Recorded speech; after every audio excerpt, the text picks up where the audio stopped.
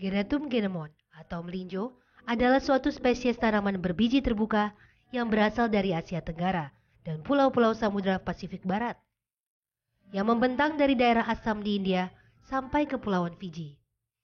Awalnya, tanaman ini dibawa oleh pendatang dari Amboina ke Penang, Malaysia.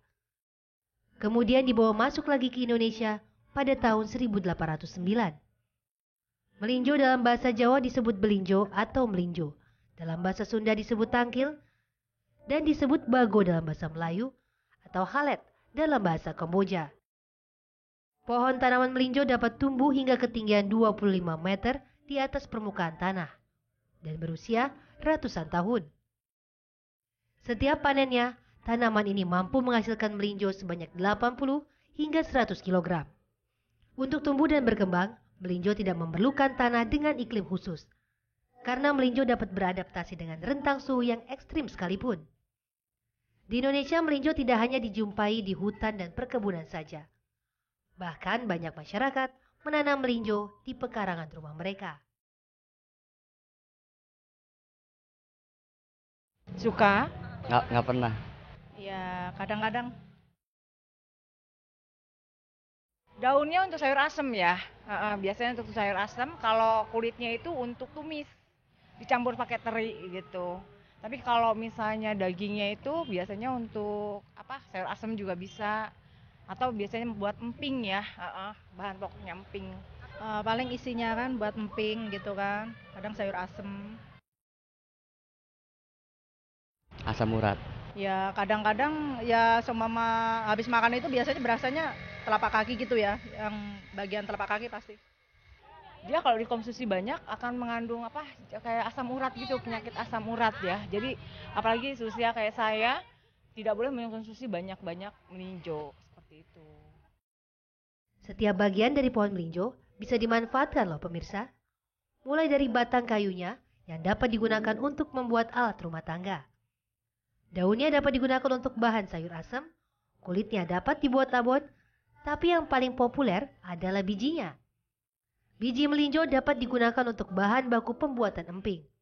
Indonesia bahkan sudah bisa mengekspor produk emping melinjonya ke beberapa negara di Asia, Eropa, hingga Amerika Serikat.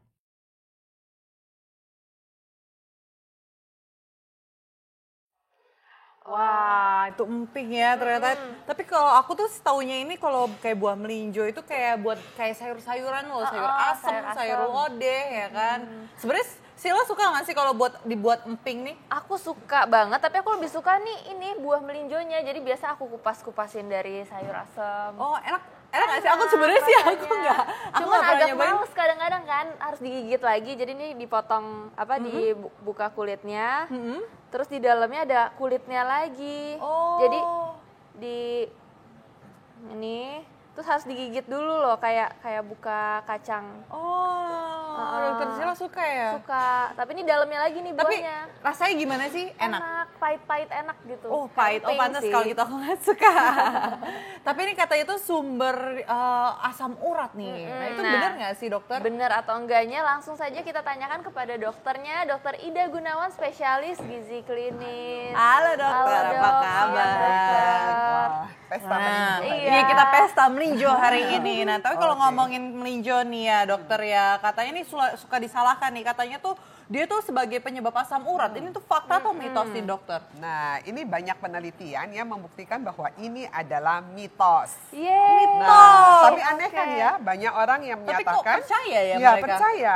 Jadi gini, ada penelitian yang dilakukan oleh orang Jepang ya, itu dipublish tahun 2013, artinya kira-kira 5 tahun yang lalu. Dia mengambil ekstrak dari melinjo seed. Jadi biji melinjo ini diambil ekstraknya, kemudian diberikan pada laki-laki yang sehat, kemudian diberikan diikuti selama 4 minggu dan 8 minggu. Hasilnya kadar asam uratnya ikutan menurun dan nilainya itu bermakna secara statistik. Jadi malah menurunkan asam urat. Ya. Ya.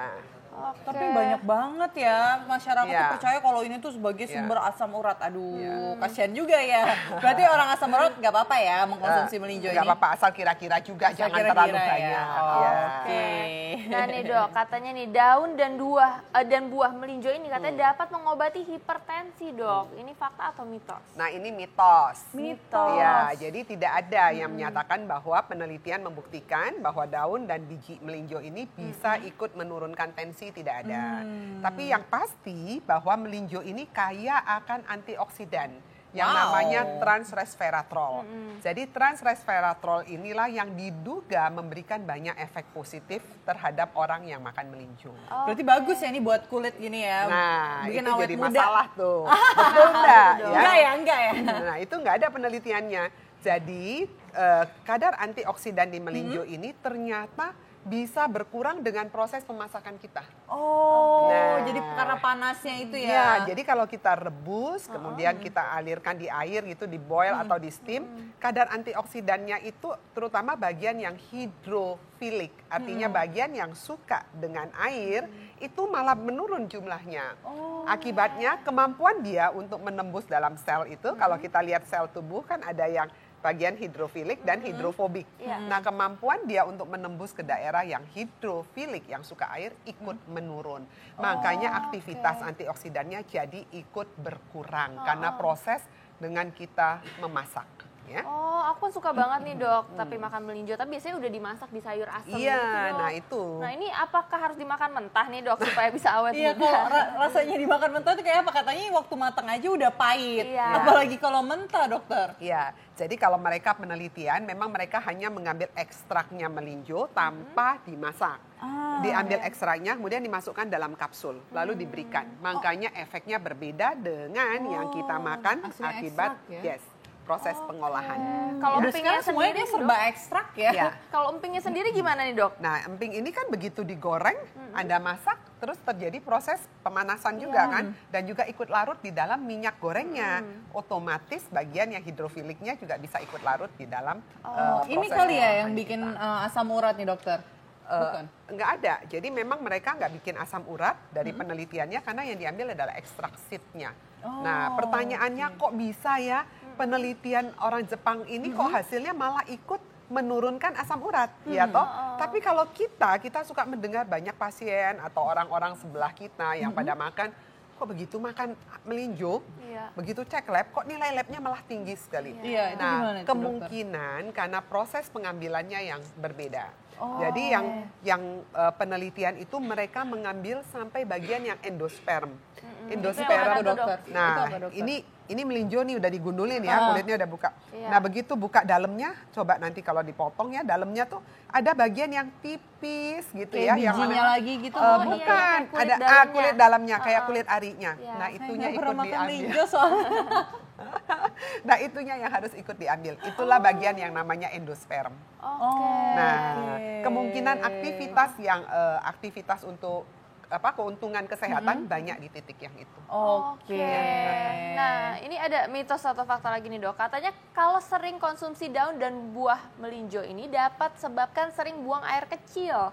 Mitos atau fakta dok? Mitos, nggak ada kaitannya mitos ya. yang nggak ada kaitannya sama sekali, nggak ada. Jadi dia tidak mempunyai sifat diuretik. Kalau kita bicara soal sering buang air kecil, biasanya kita kaitkan dengan efek-efek diuretik. Contohnya pada teh ataupun kafein. Ya, mereka punya yang namanya gugus bromida. Itu Apa itu? gampang, gugus kimia. Kalau dulu kita belajar kan ada yang gugus halogen, fluor, kemudian ada Br, ada Y, gugus kimia. Jadi dia ada gugus yang namanya bromida, itu bisa ikut menarik cairan. Makanya punya efek diuretik. Nah, melinjo ini tidak ada. Dokter, nah tadi kan yang pertanyaan tadi nih, yang tadi katanya kalau masyarakatnya percaya kalau dengan mengkonsumsi buah melinjo atau emping nih ya, itu bikin sakit sendi atau rematik. Itu fakta atau mitos sih dokter? Nah, ini sebetulnya mitos ya. Mitos ya. Tapi ini banyak sekali dikaitkan dengan kondisi asam urat. Oh, Jadi kenapa kalau itu? asam Gimana, uratnya naik, di masyarakat kita selalu beredar ya satu keyakinan bahwa setiap kali makan melinjo pasti asam uratnya akan naik. Begitu asam uratnya naik, maka semua badannya tahu asam urat naik dari mana sih sebelum periksa lab? Katanya pegel-pegel, Nah. terus kayak ngilu, terus Nah. kepalanya tuh kayak kenceng gitu, dokter. Terus sendinya pada kaku. Iya. Dan itulah yang dikaitkan dengan pegel-pegel seluruh badan, pasti kaitannya dengan peningkatan asam urat. Dan ini memang banyak sekali dikaitkan. Dan beberapa orang sudah mengatakan bahwa saya itu setiap kali makan melinjo, kemudian saya langsung periksa lab, hasilnya naik memang. Oh memang Lah ya? kok bisa? Padahal penelitiannya si orang Jepang yang tadi saya katakan, Itu baru menurunkan. malah menurunkan asam urat. Nah, di sini kita lihat memang ada peranan dari gen. Gen. Ya, sekarang ini ada pemeriksaan yang namanya nutrigenomic. Itu yang Nah, berhubungan dengan gen. Dengan gen. Jadi artinya Oke. setiap manusia itu akan memberikan respon yang bervariasi, tidak sama. Tidak sama ya. Mungkin kalau Dita makan melinjo langsung sakit satu badan. Kalau saya makan melinjo fine-fine aja, nggak masalah. Nah, mungkin Sela makan juga nggak masalah gitu. Jadi memang ada variasi untuk gen. Beda-beda Kebetulan ya. si Jepang ini meneliti, kebetulan mendapatkan orang-orang sehat yang gennya memang punya efek yang cukup baik terhadap melinjo. Jadi tidak sensitif melinjo. Nah, itu memang membutuhkan penelitian lebih lanjut lagi untuk membuktikan betul nggak sih memang ada efek gen ini terhadap Oke, nah dok, ini Oke. tadi dokter sempat bahas nih kalau misalnya ini dimasak, Nah, terus udah gitu ada bagian yang hidrofilik dan Iya. hidrofobik. Ini yang mana nih dok? Nah, bagian? itu nggak dokter. bisa. Kalau kita bicara hidrofilik dan hidrofobik itu Iya. harus secara kimiawi susunannya. Oh. Tapi yang tadi saya sebutkan yang Yang endosperm katanya itu, yang berlapis ya, itu? yang berlapis itu adalah ini. Nah, Oh, ini bedanya lihat ya? nggak, ini ada kulit luarnya, Oh, iya. kemudian ini ada kulit sebelah dalamnya. Kulit dalam ini sering sekali nggak dimakan. Iya kan, sama kita kan sering sekali kita Iya, klotekin. dibuang dok. Ini kadang-kadang di kupas udah kebuang dok. Nah, itu dia. Jadi memang dia ada 3 lapisan. Yang pertama, lapisan yang kulit ini. Ini adalah kulit yang pertama, ya. Kemudian kulit yang kedua ini yang agak hitam ini yang saya pegang. Lalu kulit yang ketiga adalah ini, yang Oh, dalam ini ini. itu nggak boleh dibuang ya Nah, dokter ya? justru yang dalam inilah yang bagus. Oh, yang kita buang biasanya itu malah Ya yang biasa bagus. kita buang-buangin ya. Oh. Sayang ya. Bukan sayang karena tidak mengerti. Tidak Pikirnya mengerti. semua kulit semua Oh, dibuangin ya. Nah dokter katanya nih ya, katanya fakta mitos selanjutnya nih dokter ya, katanya kalau kita dengan mengkonsumsi olahan buah melinjo ini itu dapat membuat perut kenyang. Nah itu fakta atau mitos sih dokter? Ya mitos ini Ini ya. kecil banget Kecil loh. nggak mungkin kenyang, tergantung kalau makannya seperti emping 1 toples digoreng pakai minyak ya mungkin bikin kenyang. Itu Karena bikin kenyang minyaknya. nggak? Oh, oke. Ya. Iya. Nah ini ada lagi nih dok, katanya buah melinjo ini tinggi akan kadar vitamin C. Fakta atau mitos dok? Ya ini mitos. Oh mitos. Ya, jadi sebetulnya dia tingginya bukan vitamin C, Tapi? dia tingginya akan resveratrol, transresveratrol. Itu Apa antioksidan. Oh itu antioksidan. Antioksidan yang sangat bagus sebetulnya karena dia mempunyai efek kekuatan antioksidan yang cukup tinggi sekali. Ya. Oke.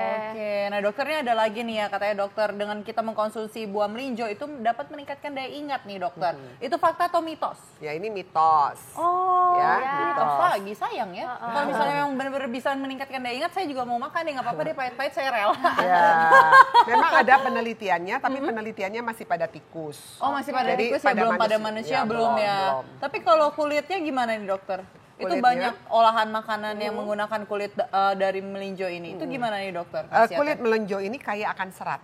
Oh, serat. Jadi dia akan memberikan efek kesehatan yang berkaitan dengan serat, ya. Ini banyak sekali diolah nih buat dibikin seperti sambal goreng, ya seperti itu dikasih cabai, kasih kering-kering tempe dan sebagainya. Ini memang bagus. banyak Jadi juga kaya ya. akan serat ya. Tapi dok ini kan warnanya macam-macam nih Iya. dok. Yang bagus nih yang warna apa nih? Iya, untuk dokter. dikonsumsi? Kalau untuk lihat konsumsi, untuk lihat kandungan seratnya sama aja antara Sama merah aja. dan hijau. Oke. Tapi dalamnya nggak berbeda dokter dari warnanya? Enggak Enggak, sama sama aja. ya. Heeh. Iya, cuman tadi tuh dok itu ada salah satu juga yang bertanya bahwa katanya kalau misalnya makan 4 buah melinjo ini asam uratnya bisa langsung naik.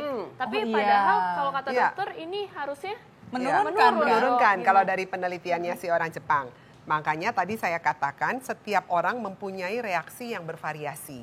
Oleh karena itu ini dikaitkan dengan penelitian gen, namanya nutrigen ya, nutrigenomik.